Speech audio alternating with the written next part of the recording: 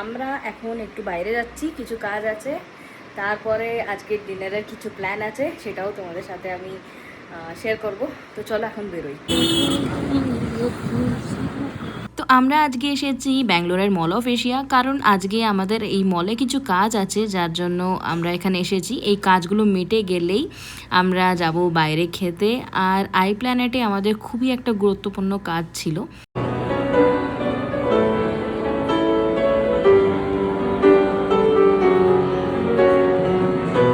I planet থেকে বেরিয়ে একটু মলটা ঘোরার ইচ্ছে হলো আমাদের, তাই আমরা ঘুরছিলাম, কিছুটা শপিং করলাম।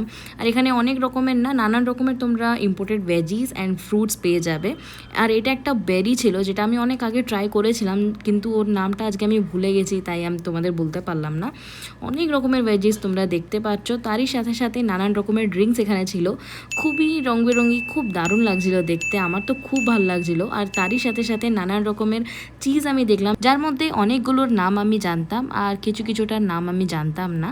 আর তারপর আমি এখানে দেখলাম র্যাডিশ কিমচি, প্রসেস ফুড তো থাকবেই, তারই সাথে সাথে নানান রকমের পেস্ট্রিজ, কেকস আর অনেক রকমের মিষ্টিও ছিল, যেগুলো দেখে মুখে অনেক জল আসছিল, কিন্তু কিছু করার নেই। এখন যদি কিছু আমি খেয়ে নিই তাহলে আর ডিনার করতে পারবো না।